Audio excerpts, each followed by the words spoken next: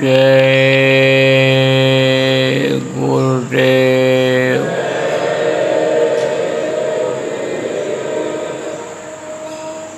जय गुरुदेव।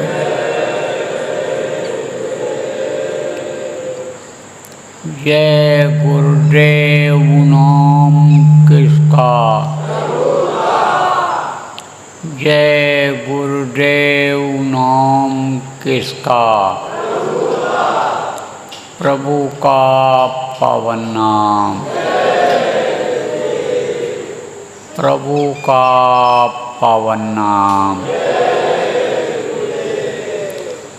जय गुरुदेव।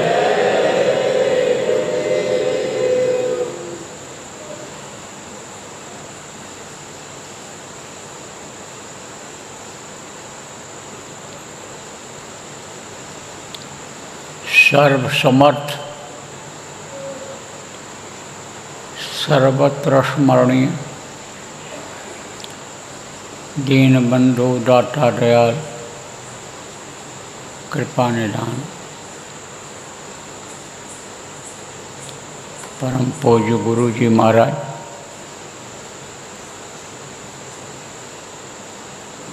उपस्थित सभी साधक प्रेमी बच्चियों एवं बच्चियों,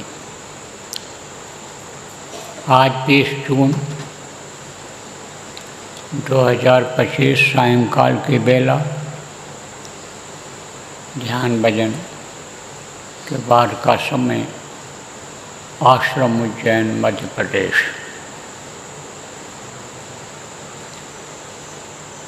कल घाट की साधना शिविर का ये तीसरा चरण चलेगा। 2 बार 24 घंटे का घाट की साधना का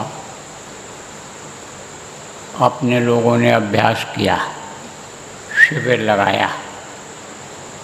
इसके पहले 5-5 दिन का चलता रहा,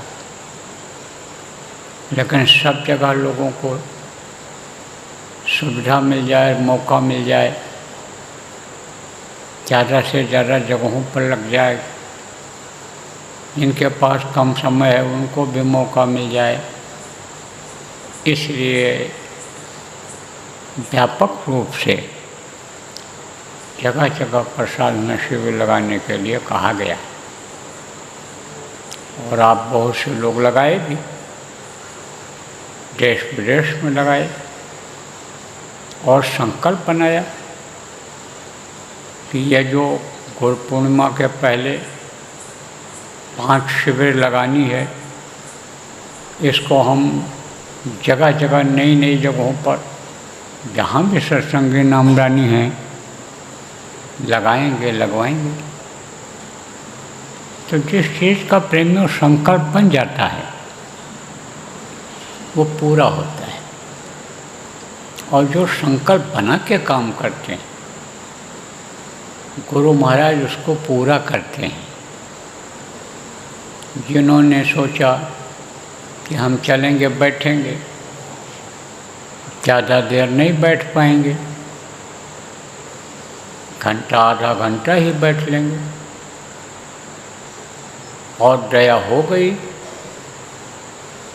साधना शिविर तक पहुंच गए, घाट तक पहुंच गए, पार ले जाने वाले की दया हो गई, तो 4-4, 6-6 घंटे लगातार बैठे रहे। घर पर आधा घंटा 1 घंटा बैठ पाना मुश्किल होता था, और वहाँ 4-4, 6-6 घंटे, 5-5 घंटे लगातार बैठे रहे।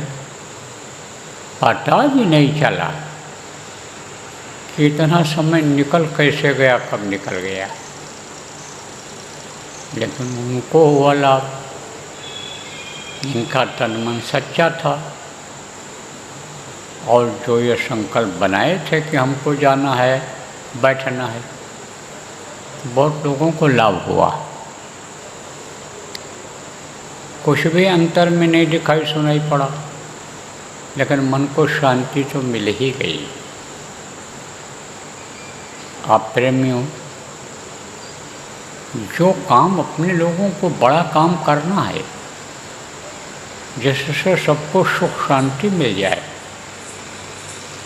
जिससे सबको दोनों समय रोटी भोजन जिसको कहते वो मिल जाए, तन ढकने के लिए कपड़े की कमी न हो, रहने के लिए घर की कमी न हो, कम मेहनत में ही अन्न उपजने लग जाए, कम मेहनत में ही ज़्यादा आमदनी होने लग जाए, कम मेहनत में ही अपना काम होने लग जाए, शांति मिल जाए, सुकून मिल जाए और आत्मा का कल्याण हो जाए। ये जो बड़ा काम है, जो सबके लिए हो जाए, सबके लिए सुगम आसान हो जाए, उसके लिए मेहनत करनी पड़ेगी।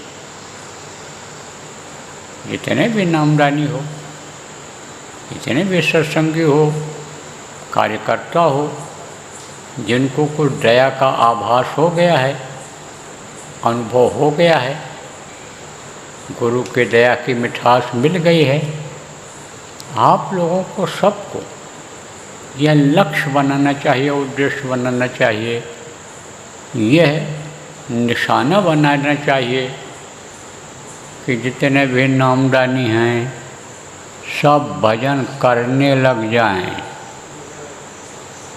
कोई भी भजन से वंचित न रह जाए। यह सोच बनानी पड़ेगी, ऊंची सोच बनानी पड़ेगी, बड़ा काम करने के लिए बड़ी सोच बनानी पड़ेगी। तो कहोगे भाई हम कैसे बनाऊं, हम तो जानते नहीं हैं, ज़्यादा पढ़े लिखे नहीं हैं, ज़्यादा अक्लमंद नहीं हैं, क्योंकि अपने यहाँ संगत में हर तरह के लोग हैं, पढ़े लिखे भी हैं, अक्लमंद हैं, कढ़े भी हैं। कढ़े किसको कहते हैं? पढ़े कम रहते हैं, लेकिन हर क्षेत्र का अनुभव होता, हर चीज़ की जानकारी होती है, ऐसे भी लोग हैं। लेकिन ज़्यादातर लोग जो है सीधे साधे सरल स्वभाव वाले हैं। तो आप सरल स्वभाव वाले सीधे लोग, कम पढ़े लिखे हो, मान लो, शहरों में कभी कभी पहुंच पाते, कुछ ऐसे भी हैं कि जो पहुंचे ही नहीं होंगे, बुजुर्ग, जहाँ पर जिला है अपना, जहाँ पर उनका प्रांत है, वहाँ पहुँचे ही नहीं होंगे। प्रांत का कार्यालय है जहाँ पर आप समझो कि विधानसभा लगती है, वहाँ पहुँचे ही नहीं होंगे। तो कहोगे भाई हम कैसे करें, क्या कर सकते हो आप, जितने भी लोग हो सब कर सकते हो। इसीलिए इन चीज़ों को मैं मंच से बताने लगा हूँ कि हर किसी के पास तक यह अपनी योजना पहुँच जाए और लोगों को भजन में लगाया जाए और खुद भी लगा जाए, क्योंकि माहौल का असर होता है। मान लो बहुत गंदा माहौल है, जहाँ गाना बजाना ही होता रहता है, जहाँ हो हल्ला ही होता रहता है, तो वहाँ तो आदमी अभ्यास नहीं कर सकता। लेकिन जो शांति एरिया है, एक विचारधारा के लोग हैं, एक तरह के लोग हैं, एक जैसा खान पान है, तो वहाँ तो भजन करो, शांति प्राप्त करो, वहाँ तो कोई दिक्कत नहीं है। तो सबको अब ये चाहिए कि इसका विस्तार करें, किसका, संदेश का, साधना शिविर लगवाने का, ज़्यादा जगहों पर लगने लग जाए, जहाँ संगतें ज़्यादा हैं, बड़े गांव हैं, हर गांव स्तर पर लगने लग जाए। और कुछ समय के बाद में, यानी समझो जो काफ़ी बड़े गांव हैं, उनमें घर घर में लगने लग जाए, क्योंकि अपने बड़े गांव में ही एक कोने से दूसरे कोने तक लोगों का पहुंच पाना भी बड़ा मुश्किल है। और भारत देश में और उत्तर प्रदेश में तो एक ऐसा भी गांव है, पूर्वी उत्तर प्रदेश में एक जिला है गाजीपुर, जिसमें आप ये समझो कि कहमर एक गांव है, गहमर में एक कोने से दूसरे कोने में जाने में घंटों लग जाता है। गांव का आदमी गांव को ही नहीं पहचानता है, किसी को नहीं पहचानता। उसमें कई तो प्रधान हैं और हमारा ख्याल जो MLA क्षेत्र भी लगता है उसी में। और यानी समझो कि 1500 या कितना बताया कि इसमें जो है रिटायर्ड सिपाही अधिकारी ये वो, आप पे समझो कि उसमें वहीं के एक जज साहब हैं, गुरु महाराज के शिष्य। आप पे समझो कई बड़े अधिकारियों को तो मैं ही जानता हूँ गहमर के, कमिश्नर रहे हैं, कोई कुछ रहे हैं, बहुत बड़ा गांव है। ऐसे जगहों पर जब मोहल्ले वाइज लगेगा, घर घर लगेगा जहाँ सत्संगी हैं, नामदानी हैं, तब आप पे समझो कि अपना लक्ष्य पूरा होगा, उद्देश्य पूरा होगा। तो आदमी तो चाहिए, करने वाला चाहिए, कराने वाला चाहिए। अब जिले में प्रांत में मान लो 5 आदमी कार्यकर्ता थे, जिम्मेदार थे, और अभी तक वो काम करते थे जो कर पाते थे, काम भी कम रहता था। लेकिन अब ये जब विस्तार हो रहा है तो इसके लिए तो आदमी तो चाहिए, जिम्मेदार तो चाहिए ही चाहिए। तो जहाँ जैसे संगतें हैं, जहाँ जैसी संख्या है ना आमदनियों की, वहाँ उसी तरह से व्यवस्था बनानी पड़ेगी। तो देखो प्रेम, आप जिला के जिम्मेदार हो, पहले से सेवा कर रहे हो। आप प्रांत के जिम्मेदार हो, पहले से सेवा कर रहे हो। आप लोग ऐसी व्यवस्था बनाओ कि जिस जिला में ज़्यादा लोग हैं उसको 4 भागों में बांट दो, और चारों भागों के 5-5 आदमी जिम्मेदार बना दो, 5 आदमियों की कमेटी बना दो। अब चारों भागों में हो जाए तो 20 आदमी हो गए।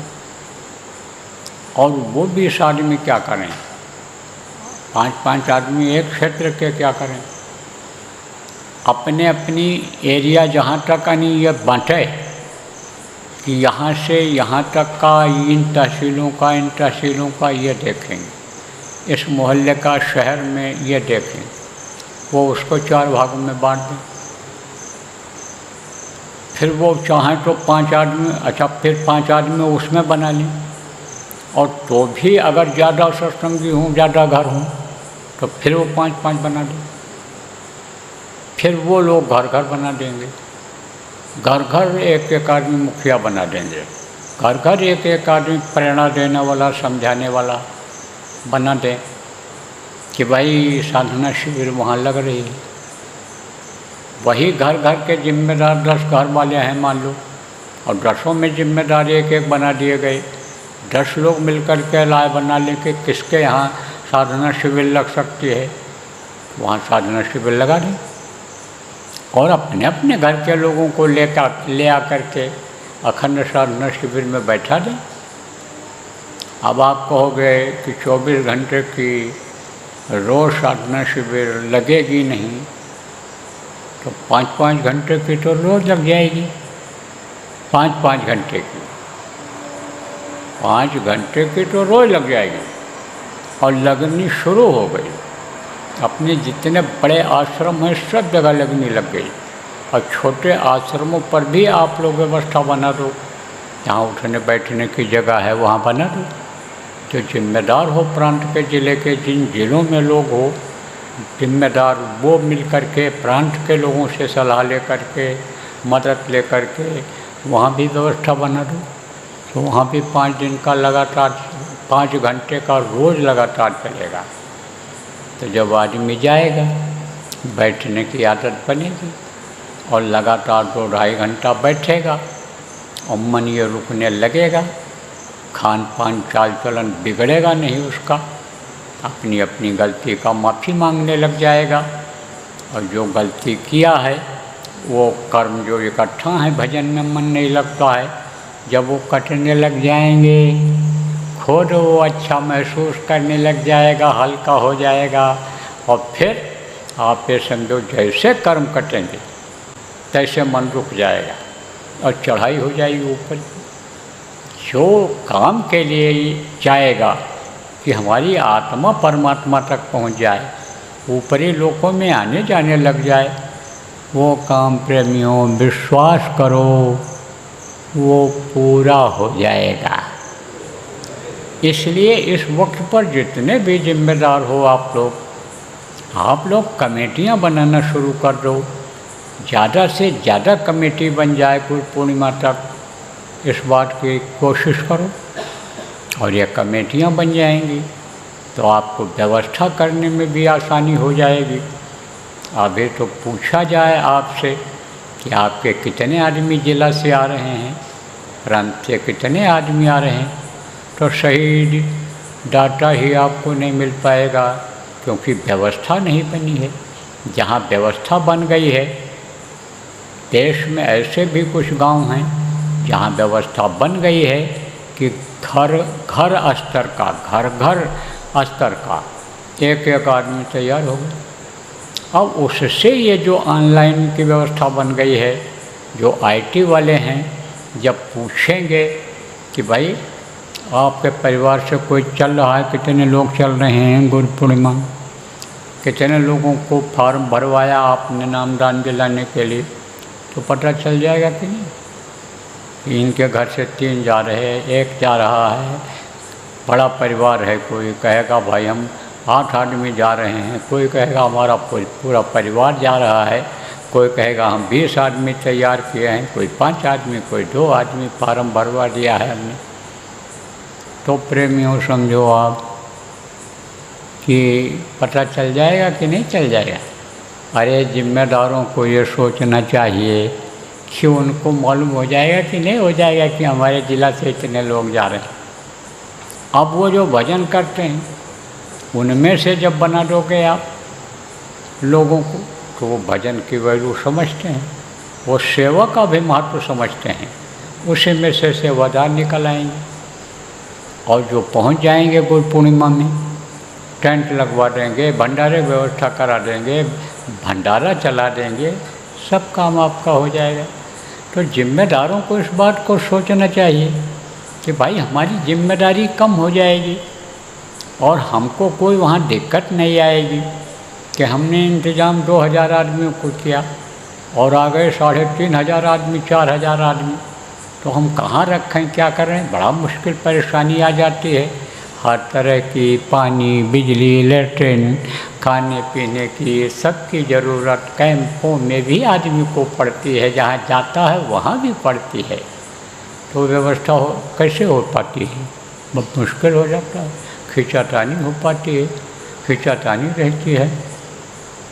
बारिश का मौसम है, बारिश आ जाती है तो सिर छुपाने की जगह नहीं रह जाती है। तो ये सब समस्याएं दूर हो जाएंगी, इससे समस्या दूर हो जाएगी आपकी। ऐसी योजना बनाओ आप लोग, ज़्यादा से ज़्यादा आप ये समझो कि कमेटी बना लो और ये व्यवस्था बना दो। कमेटी वालों को आप सब लोग ये बता दो कि आपका ये काम है, कमेटी बना दिया, उनको पता ही नहीं क्या काम है, इस समय यही काम दे दो कि पता लगा लें सब लोग कि कितने लोग चल सकते हैं, वहाँ चलेंगे। गुरु पूर्णिमा में कितने लोग चलेंगे, कितने नामदानियों के का फार्म भरवा दिया है, कितने लोगों को वो ले चलेंगे नामदान दिलाने के लिए। और आप ये समझो कि भंडारा बनवाने वाले कितने सेवादार मिल जाएंगे, कौन वहाँ सेवा करने वाले कितने निकल आएंगे साधकों में से, इन्हीं में से, यह सब मालूम हो जाएगा, उसकी लिस्ट बन जाएगी। तो एक कहते हैं, कहावत है कि एक निशाने में कई, यानी एक तीर में कई निशाना बन जाता है। एक लक्ष्य में, एक उद्देश्य में कई समस्याएं सुलझ जाती हैं। तो वो सुलझ जाएंगी आपकी कि नहीं सुलझ जाएंगी। तो देखो प्रेमियों, गुरु पूर्णिमा कहाँ होगी, राजस्थान की राजधानी जयपुर में होगी। 3 दिन का कार्यक्रम मुख्य रूप से घोषित रूप में ये चलेगा। एक दिन पहले लोग आ जाते हैं, एक दिन बाद तक रहते हैं, तो कुल मिलाकर के 5 दिन हो जाता है। तो ये इस तरह की व्यवस्था वहाँ सब लोगों को करनी है। ये देखो अभी तक कुछ ये था दिक्कत कि भाई कहीं ऐसा ना हो कोई बात फंसे, परमिशन न मिले, लेकिन परमिशन प्रेमियों आज मिल गई है। तो अब ये गुरु महाराज की दया से निश्चित हो गया कि गुरु पूर्णिमा ये जो 2025 की है वो जयपुर में होगी। कहाँ पर होगी? जहाँ पिछले साल हुई थी। ये जयपुर से जो अजमेर को सड़क जाती है, मेन रोड है, उसी रोड पर प्रेमियों अपना एक आश्रम है जो ठिकरिया मुकाम कहलाता है। उसी आश्रम के पास में ही ज़मीन है, काफ़ी बड़ी ज़मीन है। वो जिनकी ज़मीन है उन्होंने भी लिख कर दे दिया, वो बेचारे निःशुल्क दे देते हैं, उसका कोई सेवा भी नहीं लेते हैं और बड़े खुश रहते हैं कि हमारी जगह पर ये यानी अच्छा काम हो रहा है। उसके बगल में भी जाए पार्किंग और ये टेंट वगैरह लगाने की जगह अगल बगल में है, वो लोग भी प्रेमी दे देते हैं।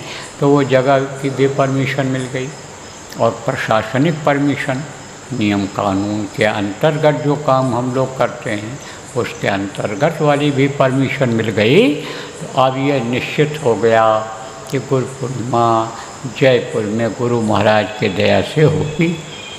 देखो प्रेमियों, हमारा स्वास्थ्य खराब रहता था, लेकिन अब स्वास्थ्य में हमारे धीरे धीरे सुधार हो रहा है। तो अब तो हमारी भी उम्मीद बन गई और हिम्मत बढ़ गई कि हम भी वहाँ पहुँच जाएंगे, गुरु पूर्णिमा में हम भी पहुँच जाएंगे।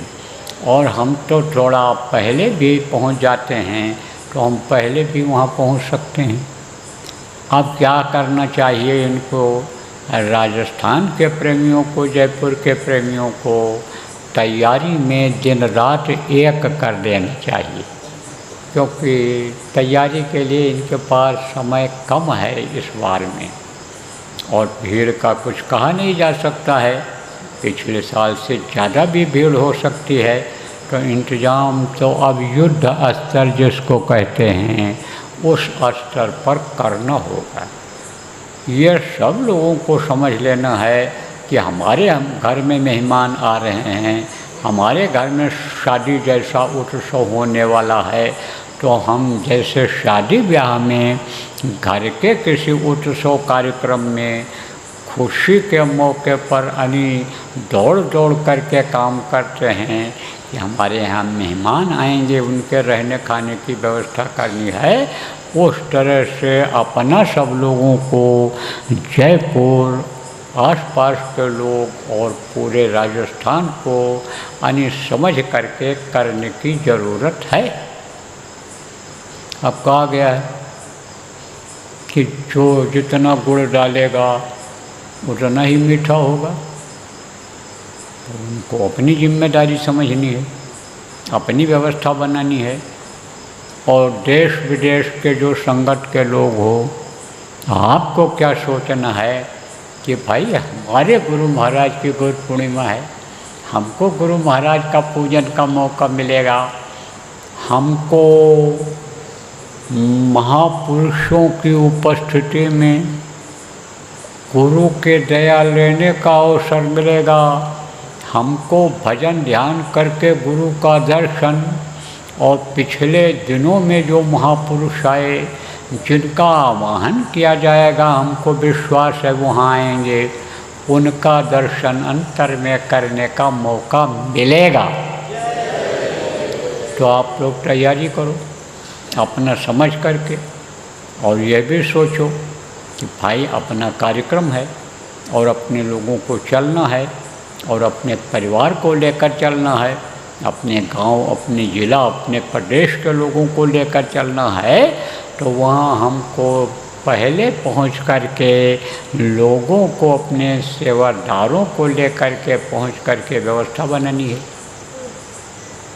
तो पहले क्या होता रहा है, हर बड़े कार्यक्रम में प्रदेश के लोग जिम्मेदारियां लेते हैं विभागों की, तो वो आप जिम्मेदारी पूछ लो उनसे, आप निभाओ उसको। इसके अलावा भी आप और भी सोचे रहो कि मान लो पिछले साल हमारे यहाँ से 10,000 आदमी गए थे, तो अब के 15 हो जाएं, उसको भी सोचे रहो। सबको पहले से ही बताए रहो कि भाई अपनी अपनी व्यवस्था के हिसाब से चलना है। कुछ थोड़ा बहुत खाने पीने के लिए ऐसी चीज़ें रख लेनी है जो सूखी चीज़ें हैं, कई दिन तक खराब न हों। ज़रूरत पड़ने पर, भूख लगने पर, समय से अगर भोजन न मिल पावे तो उन्हीं चीज़ों को खा कर, पानी पी करके और आप काम में लग जाओ, चाहे भजन हो चाहे सेवा हो, कमजोरी उसमें ना आवे। तो ये व्यवस्था बनाना है, इसके बारे में भी लोगों को बताना है। देखो प्रेम, मोम जामा कोई कहता है, कोई प्लास्टिक कहता है, कोई इंग्लिश में पॉलीथीन कहता है। ये क्या होता है? यही बिछाने वाला तिरपाल, मोटा भी आता है, पतला भी आता है। तो पतला एक एक तो हर किसी को अपने बैग में रख लेना चाहिए, झोला में रख लेना चाहिए। बड़े काम की चीज़ है, कहीं भी बिछा लो। बरसात का मौसम है, ओढ़ लो, जब बारिश आ जाए, ठंडी लगे तो ओढ़ लो, कपड़े भीग जाएं बारिश में तो उसी को लपेट लो, लपेट के बांध लो, न बांध पावे रस्सी से बांध दो, तो कम से कम इज्जत तो बची रहेगी, आबरू तो बचा रहेगा। गीले कपड़े पहनोगे, ठंडी लग जाए, बुखार आ जाए, उससे तो बचे रहोगे। तो बड़े काम की चीज़ है।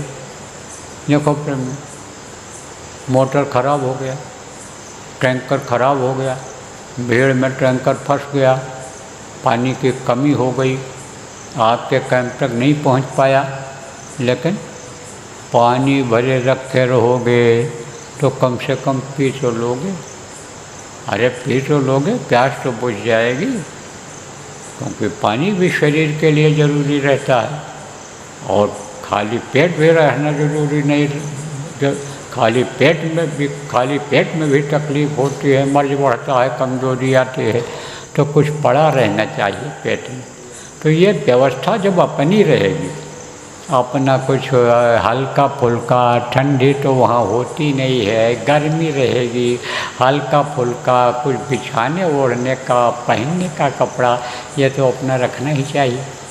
पहनने का कपड़ा तो आप रखते हो, लेकिन कुछ अपना इंतजाम होना चाहिए। कहाँ इतने आदमियों के लिए व्यवस्था हो पाएगी कि गद्दा होना चाहिए, ठंडी आ जाए रजाई होना चाहिए, बरसात आ जाए ओढ़ने का होना चाहिए, बचत के उपाय होनी चाहिए। संख्या जब बढ़ जाती है तो दिक्कत आती है। इन दिक्कतों से अगर सब लोग आप पहले से इंतजाम कर रखोगे तो आपको दिक्कतें नहीं आएंगी, निश्चिंत रहोगे, भजन में भी मन लगेगा। गुरु महाराज के दया हुई, सत्संग हुआ तो सत्संग में भी मन लगा रहेगा। तो यह सब आप पहले से योजना बना लो। और जो लोग YouTube पर सुनते हो, जो लोग जिम्मेदार हो, बताते हो लोगों को, तो आप लोगों को ये चाहिए कि जो लोग नहीं सुन पाते हैं, गांव में दूर दराज रहते हैं, वहाँ पर जो कमेटी बना दो, उन कमेटी वालों को बता दो, वो सबको बता देंगे, अब सब जान जाएंगे इस चीज़ को। क्योंकि अगर खबर नहीं पहुंच पाती है लोगों तक तो भी काम नहीं हो पाता है। तो वो बेचारे जो गांव के सीधे साधे लोग हैं, उनके समझ में जल्दी आ जाता है, वो जल्दी समझो बात को पकड़ लेते हैं और अपना इंतज़ाम करके आते हैं। तो आप ये समझो कि वही लोग ज़्यादा भूखे रह जाते हैं कि जो अपनी व्यवस्था नहीं रखते हैं, वही प्यासे रह जाते हैं। उन्हीं को दिक्कत होती ओढ़ने बिछाने की, कि जो बड़ा आदमी बन करके चले आते हैं, और बाकी जो अपने सब इंतज़ाम करके आते हैं तो वो सुखी रहते हैं, वो सेवा भी कर लेते हैं और भजन में भी उनका मन लग जाता है, उनको दोनों लाभ मिल जाता है। लाने के लिए थोड़ा सा तो रहता है, सामान तो लाना रहता है, लेकिन आ जाता है। उसमें ऐसे भी लोग मिल जाते हैं जो मदद कर देते हैं किसी के पास सामान ज़्यादा है, किसी के पास कम है, तो कम वाले मदद भी कर देते हैं, कर भी देना चाहिए। हम लोग भी मदद करते थे लोगों का, बिस्तर पहुंचा देते थे, टेंट तक टांगा से उतार करके वहाँ रख देते थे, लोगों के बस तक पहुंचा दे, सब करते थे सेवा। सेवा तो गुरु महाराज के दया से हर तरह से मिली, हर तरह का अनुभव रहा है, गुरु महाराज ने कराया है। ज़मीनी स्तर की सेवा से लेकर के और मंच तक देखो उपदेश करने का भी दया गुरु महाराज ने दिया, सब बताया, सब सिखाया। तो सीखने की इच्छा जब रहती है, करने की जब इच्छा रहती है नौजवानों की, तब वो सब सीख जाते हैं। कर ले निज काज जवानी में, इस 2 दिन की जिंदगानी में। उनकी ज़िंदगी बर्बाद हो जाती है नौजवानों की कि जो शुरू से ही आराम तलब हो जाते हैं, जो सेवादार हो जाते हैं, सेवा का भाव हो जाता है, छोटी बड़ी सेवा करने में कोई संकोच नहीं करते हैं, वही आगे तरक्की कर जाते हैं, उन्नति कर जाते हैं। और जो बड़े आदमी बनने का घमंड रखते हैं, ज़्यादा पढ़ लिख लेने का घमंड रखते हैं, अपने सुंदरता का, कपड़े लत्ते का घमंड रखते हैं, वो सब जगह पिछड़े ही लाइन में रहते हैं, तरक्की उतनी नहीं कर पाते हैं। तो आपको ये बात सब समझने की ज़रूरत है। ये सब व्यवहारिक बातें बताना आज हमने आपको उचित समझा, इसलिए बता दिया। अब आप लोगों के पास थोड़ा समय बचा है, जितने भी साधना शिविर लगाने वाले, साधना शिविर में बैठने वाले लोग हो, आपके पास कल के साधना के समय में थोड़ा ही समय, कुछ ही घंटों का बचा है।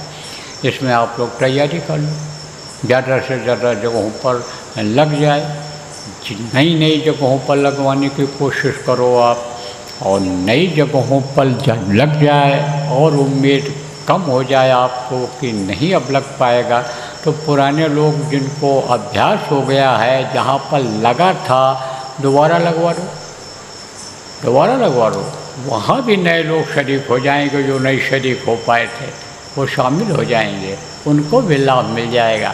तो खूब लगवा दो, जितना लगवा सको कल लगवा दो आप। इसके बाद में फिर आप समझो कि यानी ये त्रयोदशी आएगी, अपना मासिक भंडारा उसमें लग जाएगा, एक और आगे लग जाएगा, फिर लगना होगा तो फिर वहाँ लगेगा। आप इस ठिकरिया में जहाँ कार्यक्रम होगा जयपुर में, ठिकरिया आश्रम पर भी लग सकता है, तो वो तो देखा जाएगा। आखिरी यानी समझो कि यह संकल्प की साधना रहेगी, छठवीं भी हो सकती है वहाँ, लेकिन 5 तो इसको पूरा ही पूरा करना है। तो कल यहाँ अपने आश्रम पर भी लगेगी, यहाँ भी लगेगी। कल जो है जो 5 घंटे का साधना शिविर चलता है, सुबह 4 बजे से लेकर 9 बजे तक, वो आधा घंटा देर से शुरू होगा, 4:30 से शुरू होगा। 4 बजे अभी बैठ जाते हैं अपने लोग, 4:30 बजे बैठेंगे और 6:30 तक लगभग ख़त्म कर देंगे 2 घंटे में। फिर 2-2.5 घंटे का आपको अपना दैनिक क्रिया करने का, यानी जो भी आप टट्टी मैदान, नहाना धोना, नाश्ता पानी जो करते हो वो कर लेना। उसके बाद 9 बजे से लगभग 9 बजे से लगवा दिया जाए। 10 मिनट पहले, 15 मिनट पहले पहुंच जाना, आप लोग यहाँ बैठ जाना।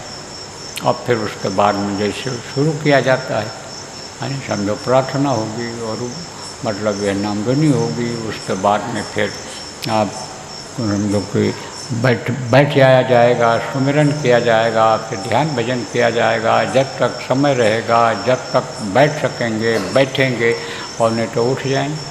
कुछ लोग बराबर बैठे रहेंगे और फिर अपना बीच बीच में आते रहेंगे, जब जैसे मौका मिलता जाएगा आते रहेंगे। क्योंकि आश्रम की भी व्यवस्था देखनी है, भोजन है, भंडारा है, आप ये समझो कि और भी गौशाला है, ये सब बहुत भी काम है, सर सफाई है, पानी बिजली है, ये सब जो भी है उसमें काम सेवा करते हैं तो उसमें सेवा करेंगे। फिर अपना समय निकाल कर चले आएंगे। जो रूटीन पीछे बनी थी उसी हिसाब से आप लोग बना लो। कोई अब बनवावे चाहे ना बनवावे, लेकिन जैसा पीछे अभी किया गया है 24 घंटे के साधना शिविर में, वही कमेटी और वही निगरानी करने वाले और वही लोग आप अपनी व्यवस्था सब बना लो और अपनी ड्यूटी उसी हिसाब से लगा लो और कल जो है समय से शुरू कर दिया जाएगा, गुरु महाराज की दया होगी तो बोलो जय गुरुदेव, जय गुरुदेव, जय गुरुदेव।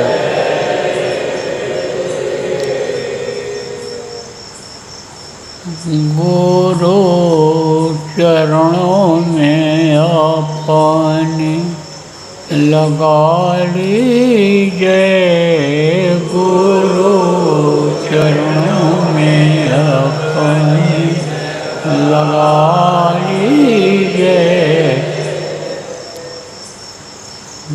मेरे भाग्य को स्वामी जी जगा दीजिए, मेरे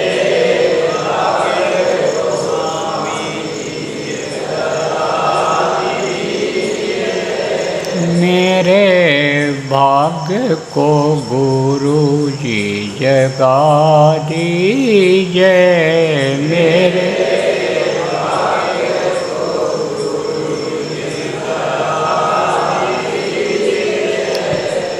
मोसम पापी जगत को नाही, मोसम पापी मेरे पापों की गठरी जला दीजिए, मेरे पापों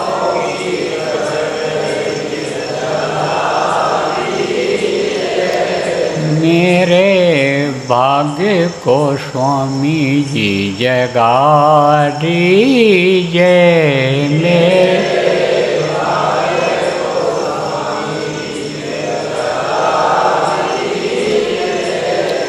काम क्रोध मद लोभ सतावे, काम क्रोध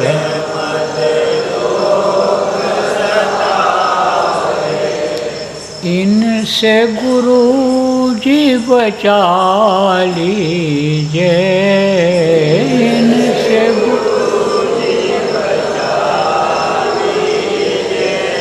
इन दुष्टों को गुरु जी भगा दीजिए, इन दुष्टों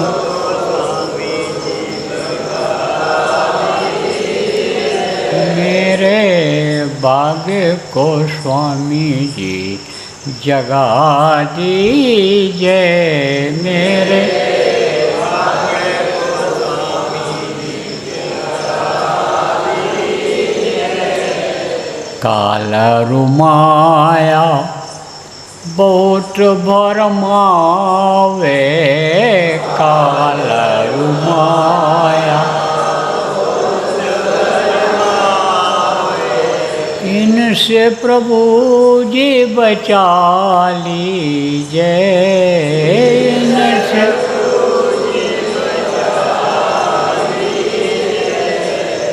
मेरे भाग्य को गुरु जी जगा दीजिए, मेरे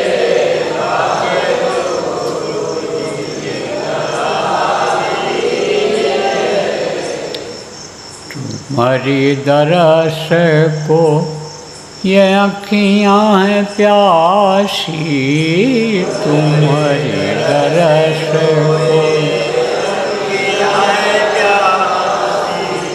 दर्शन देकर प्यास बुझा दीजिए, दर्शन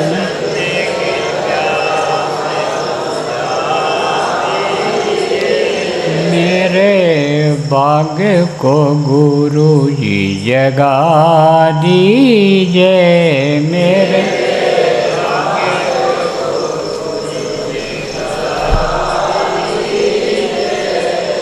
बैन सुनन को श्रवण मेरे व्याकुल, बैन सुनन को अमृत भरी वाणी सुना दीजिए, अमृत भरी वाणी मेरे भाग्य को स्वामी जी जगा दीजिए मेरे।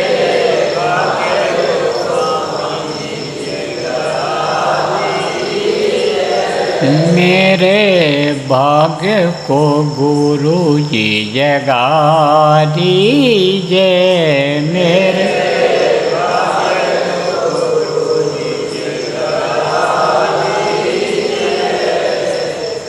जय गुरुदेव,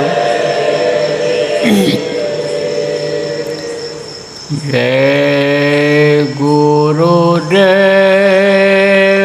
जय गुरुदेव, जय गुरुदेव, जय जय गुरुदेव।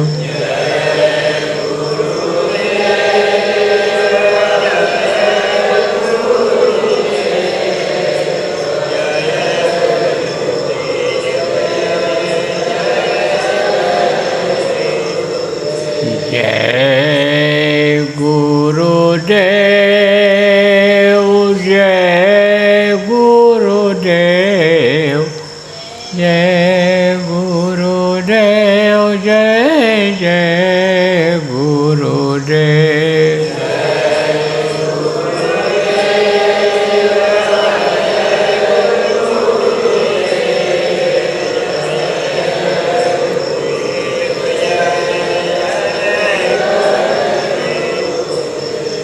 जय गुरुदेव,